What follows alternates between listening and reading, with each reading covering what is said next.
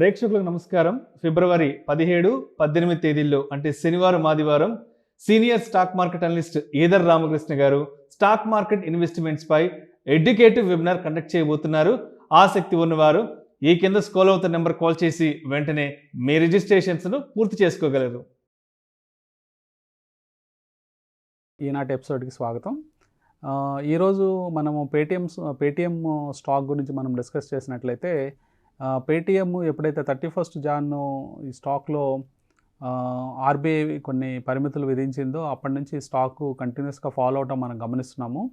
దాదాపుగా మనకి ఇప్పుడు ఈ స్టాకు ఈరోజు కూడా 10% లోవర్ సర్క్యూట్లో క్లోజ్ అవటం గమనిస్తున్నాం. ముఖ్యంగా ఈ స్టాక్ ఈరోజు 342 రూపాయల దగ్గర క్లోజింగ్ ప్రైస్ గా ఉంది. ముకుందా జ్యువెలర్స్ తెలంగాణలో మొట్టమొదటి ఫ్యాక్టరీ అవుట్లెట్ మన కొత్తపేటలో ఫిబ్రవరి 14న గొప్ప శుభారంభం. ఆల్మోస్ట్ 10% నష్టంతో క్లోజ్ అయింది.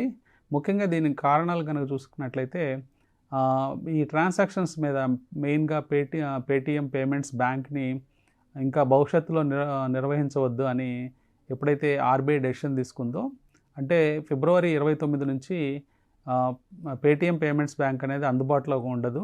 సో దీంట్లో ఉండే అసంఖ్యాకమైన మర్చెంట్స్ కానీ లేకపోతే దాన్ని ఉపయోగిస్తున్న కస్టమర్స్ కానీ వాళ్ళకి కొంచెం ఇబ్బంది కలిగే అంశంగా మనం చెప్పుకోవచ్చు. సో ఆర్బీఐ ఏం చెప్తుందంటే రాబోయే ఫిబ్రవరి 29, 2024 కల్లా మొత్తము ఇది వేరే బ్యాంక్స్కి అనుసంధానం చేయమని చెప్పింది. కంప్లీట్గా పేటిఎం పేమెంట్స్ బ్యాంక్ని క్లోజ్ చేయమని చెప్పింది. సో తద్వారా దాదాపుగా ఒక ఎస్టిమేషన్ ప్రకారం 35 కోట్ల అకౌంట్స్ పేటిఎం పేమెంట్స్ బ్యాంక్లో అలాగే వ్యాలెట్ సర్వీసెస్లో పేటిఎంలో ఉండడం జరిగింది. సో దీంట్లో ఉన్న డబ్బులు కానీ బ్యాలెన్సెస్ కానీ వాటికి వచ్చిన ఇబ్బంది ఏమీ లేదు.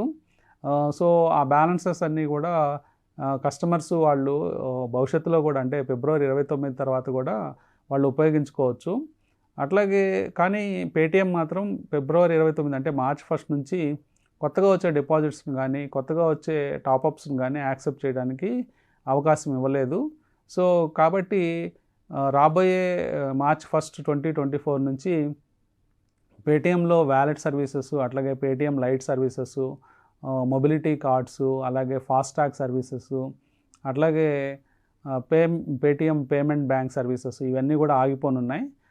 ఆగిపోవటం అంటే కొన్ని సర్వీసెస్ని వాళ్ళు మైగ్రేట్ చేసే అవకాశం ఉంది.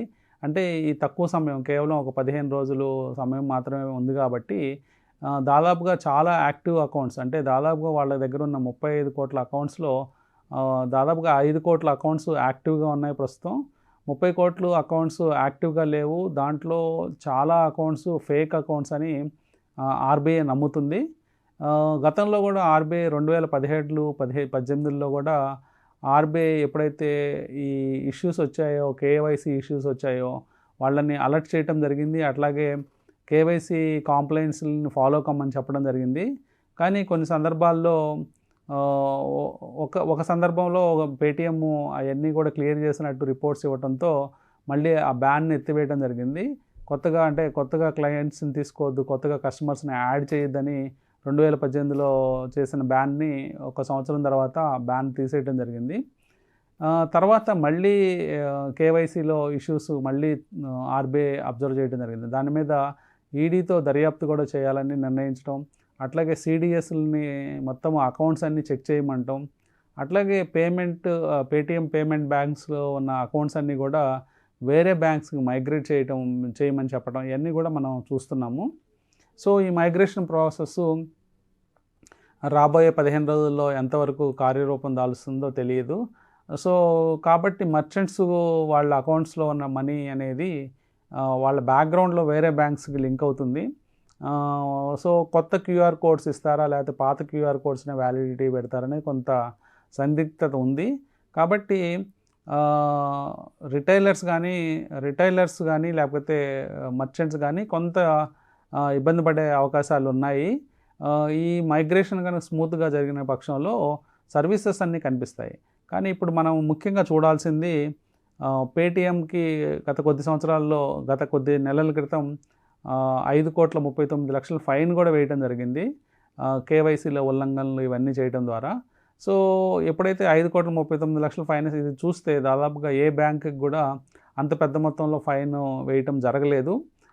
అట్లాగే మెయిన్గా ఆర్బీఐ భయపడుతున్న అంశాలు ఏంటంటే డేటా అనేది పేటీఎం నుంచి బయటకు వెళ్ళిపోతుందేమో అని ఒక భయం అనేది ఆర్బీఐకి ఉంది. మెయిన్గా ఇతర దేశాలకు తరలిపోతుందేమో, తద్వారా అంటే సెన్సిటివ్ డేటా అంతా కూడా బయట స్ప్రెడ్ అవుతుందేమో అని ఒక ఆందోళనలో ఆర్బీఐలో కనిపిస్తుంది.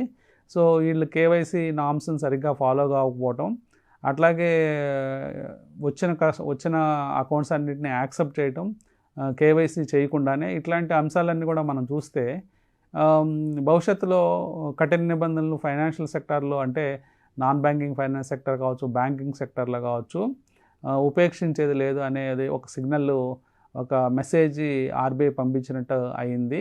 మొత్తం మీద ఇప్పుడు ఇన్వెస్టర్స్ కనుక చూస్తే పూర్తి నిరాశల్లో ఉన్నారు. దాదాపుగా ఈ స్టాకు ఐపీఓకి వచ్చినప్పుడు చాలా క్రేజ్తో రావడం, తర్వాత 1900 స్థాయిల దగ్గర ట్రేడ్ అవ్వటం మొదలుపెట్టి ఇప్పుడు 342కి వచ్చిందంటే దాదాపుగా 80-85% వాల్యూ ఎరోడ్ అయిపోవటం మనం చూస్తున్నాము.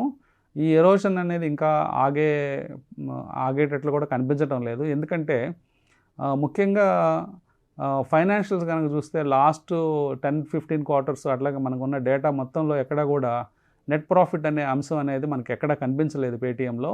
సో ఎప్పుడు కూడా నష్టాలు వస్తూనే ఉన్నాయి, భవిష్యత్తులో లాభాలు వస్తాయి అనేది, అలాగే డిఫరెంట్ వర్టికల్స్ వాళ్ళు ఎక్స్పాండ్ అవ్వడం, ఆ వర్టికల్స్ అన్నీ ఒకేసారి లాభాల్లోకి వస్తాయి అనుకొని ఆశతో కంపెనీ నడుపుతున్నారు.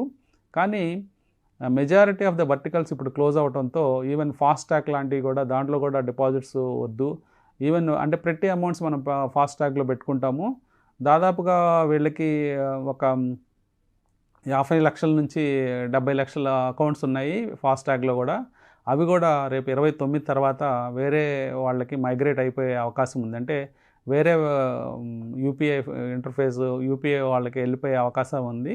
కాబట్టి ఏదైనా బ్యాలెన్స్లు ఉంటే మనం వాడుకోవచ్చు, కానీ ఫర్దర్గా మనం ఎక్కువగా అంటే ఇంకా ఫర్దర్గా March 1 తర్వాత మళ్ళీ ఫాస్టాగ్లో యాడ్ చేసే అవకాశం లేదు. సో మొత్తం మీద మనం చూసినప్పుడు పేటీఎం స్టాకు కంటిన్యూస్గా పడిపోవటం, అట్లాగే ఈ ఫైనాన్షియల్స్ అన్నీ కూడా చాలా వీక్ అవటం, ఏదైతే రెవెన్యూ అనుకుంటున్నామో, అంటే ఇప్పుడు పేటీఎం పేమెంట్స్ బ్యాంక్ ద్వారా 300 నుంచి 500 కోట్ల రెవెన్యూ జనరేట్ అవుతుందని అనుకున్నామో, ఆ రెవెన్యూ కూడా మొత్తం రాదు అని క్లియర్ అయిపోయిన తర్వాత భవిష్యత్తులో ఇంకా ప్రాఫిట్స్లో రావడం అనేది చాలా కష్టంగా కనిపిస్తుంది. సో ఇన్వెస్టర్స్ ఏమాత్రం అవకాశం దొరికినా ఇట్లాంటి స్టాక్స్లోంచి ఎగ్జిట్ అయిపోవడం బెటర్ అని చెప్తాను. సో కాషియస్గా ఉండాలని, అంటే కంపెనీస్ ప్రాఫిట్స్ వస్తున్నవి లేదా కన్సిస్టెంట్గా గ్రో అవుతున్నవి లేదా కన్సిస్టెంట్గా ప్రాఫిట్స్ వచ్చే స్టాక్స్ మీద మొగ్గు చూపించాలి. అసలే లాస్లో ఉన్న కంపెనీలో మనం ఎంటర్ అయ్యి అది లాభాలు వస్తుందని ఆశతో మనం వెయిట్ చేయటం కొన్నిసార్లు మనకి ఇబ్బంది తెచ్చే అవకాశాలు ఉంటాయి. కాబట్టి ఇవన్నీ ఆలోచించుకొని కాన్స్టెంట్గా వచ్చే న్యూస్లని ఫాలో అవుతూ కరెక్ట్ డెసిషన్స్ తీసుకోమని చెప్తానండి. Thank you.